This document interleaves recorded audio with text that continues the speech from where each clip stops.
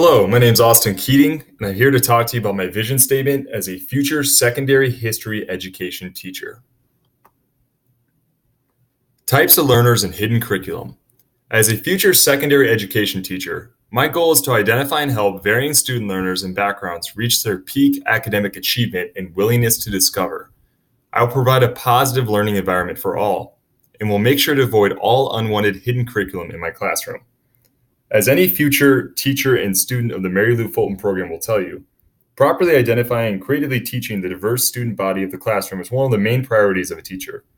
This is proven time and time again in the classroom, as through my observations in the middle school and high school classrooms have shown me.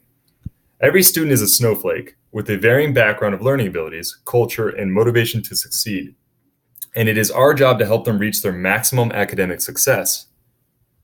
While promoting discovery is important in the classroom, avoiding hidden curriculum is equally as important. Our readings define hidden curriculum as the unwritten, unofficial, and often unintended lessons, values, and perspectives that students learn in school. This was taken from the Great Schools Partnership reading. In my eyes, the possibility of negative hidden curriculum is a large threat in the classroom and can be entirely unwanted or even in some cases detrimental to growth. So I absolutely want to avoid this at all costs. Learning environment.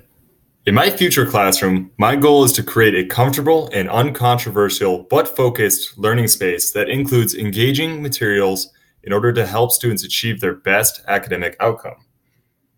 As I begin to look into my future classroom layout, it is very important to begin to think of the factors that materials and space play into student learning and engagement. Through understanding that the classroom setting layout can in many ways influence the thinking of the student, I can be better equipped to make decisions in creating the best possible learning outcome for my students. Every object in the classroom, including something as small as a poster or other decoration, should be taken into account when creating the classroom layout. And I absolutely want to promote an uncontroversial, safe, non-distracting workplace for my students.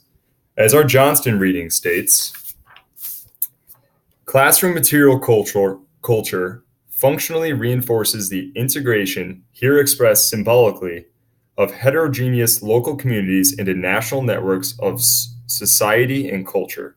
And I absolutely agree with that. Achievement gap and cultural bias. By understanding the concepts of achievement gap and cultural bias, I will make an effort to avoid any negative lasting effects on different groups of students in my personal classroom by working to close the gap. And I will make strides to avoid cultural bias in my own professional career, especially when test making. Students from all cultural and socioeconomic groups will be provided the tools necessary to succeed in my classroom.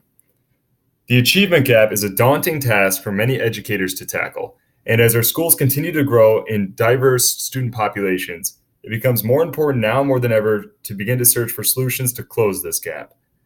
The achievement gap refers to the difference or disparity in academic achievement or performance between different groups of students in the classroom. Many schools are making different attempts to conquer this gap and increase student achievement. One such effort that I learned about came from the newly developed Arizona-based program known as Beyond Textbooks. This specific program is tackling the achievement gap by introducing reteach programs for students to use as a resource to reinforce essential curriculum and standards. So far, many schools have been met with success by utilizing this program, and it's interesting seeing how far supporting a program like this can take a group of teachers or a district itself.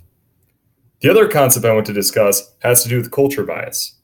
One of our readings defined culture bias in an educational sector such as testing as a situation in which a given test is inappropriate for a certain audience as it does not test the student's actual knowledge of a taught subject or includes details tied to a culture that the student is unfamiliar with.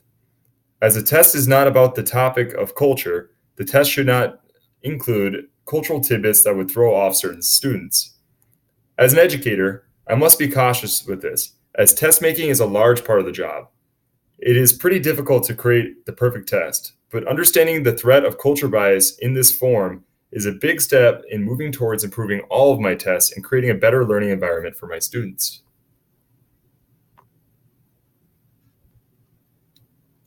Culture as a disability and interpreting cultural conflict in learning environments. As a future educator, I will do my best to recognize culture as the possibility of being a disability in certain situations. I will also strive to interpret cultural conflict in the learning environment in order to avoid the negative consequences while holding myself accountable to remain vigilant of a student's cultural background and how it might affect performance in my classroom. Knowing how to handle culture as a disability and recognizing culture conflict in the classroom is not an easy task. It is not easy to put yourself in the shoes of a student that comes from a different culture. And even if you yourself attempt to try and help students understand the different cultures, many more problems can arise as well. In the Superman and Me essay we read, we learn of the author's struggle of simply being ahead of his peers in the academic setting, as he writes, "A smart Indian is a dangerous person, widely feared and ridiculed by Indians and non-Indians alike. I fought with my classmates on a daily basis. They wanted me to stay quiet when the non-Indian teachers asked for answers, for volunteers, for help." This is a terrifying thought and an excellent example of how an individual's culture can be a disability to a degree, which is something I want to identify and avoid. And as the educational world becomes increasingly diversified with each passing generation, it is becoming more and more important now more than ever to understand cultural conflicts in the classroom, such as this example.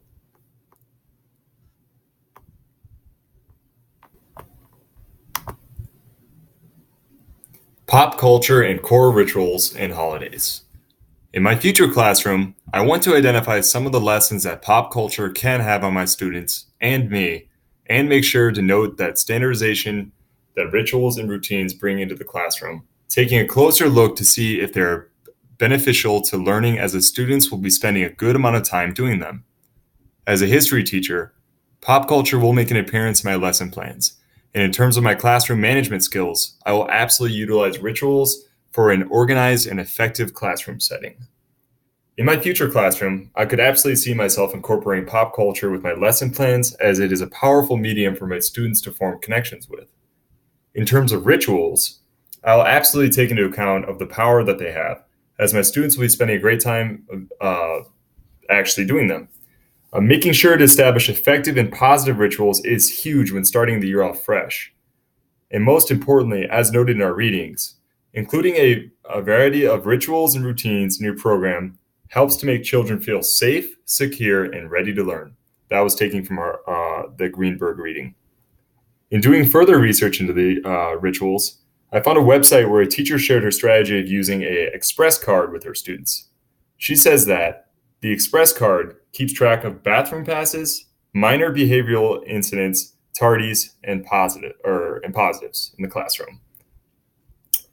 Students glue these charts in their notebooks every day for use, and then in turn they can use them as a reference point if the teacher asks them to see it. If I was working with middle schoolers in like the 6th or 7th grade, I could see myself using this as a daily ritual in the classroom. Ethnic studies, multicultural learning, and culturally responsive teaching. In my future classroom, I'll try and tackle the somewhat controversial methods of teaching from the perspective of cultures that are not my own. I'll use culturally responsive teaching and various relevant multicultural content throughout my lesson plans to achieve this outcome with my students. In doing this, I'll be able to push my different types of learners to succeed in their own individual ways. In the increasingly diverse classrooms of the modern day, understanding the values of ethnic studies is crucial. As our readings state, by the time students reach high school, students of colors are not only aware of a Euro-American bias in curriculum, but they can describe it in some detail and view it as contributing to their disengagement. I'm sorry. That was taken from our Wigan reading. This should not be the case and is unacceptable in this day and age. As future educators in the classroom, teachers should not be afraid to teach cultures that are not our own, as long as it is appropriate and accurate. It is up to us as educators and teacher educators to train our teachers to teach culturally responsibly. The readings mention this flexibility that teachers must now possess in order to teach multiculturally with different types of learners. Given the diversity in students' backgrounds and the complex nature of the knowledge construction process, teachers need to continuously adjust their plans of action to meet their students' needs while simultaneously building their strengths. That was taken from the Villegas and Lucas reading. While doing further research on my own, I discovered some of the challenges of teaching multiculturally. Textbook publishers have begun providing excellent multicultural histories, but good teachers generally want supplementary sources, and the hunt can be difficult. That was taken from our Yarber reading. This hunt to find great sources to improve the history curriculum to be more multicultural may be difficult, but can absolutely reap benefits for the students that deserve to be taught their side of history and heritage.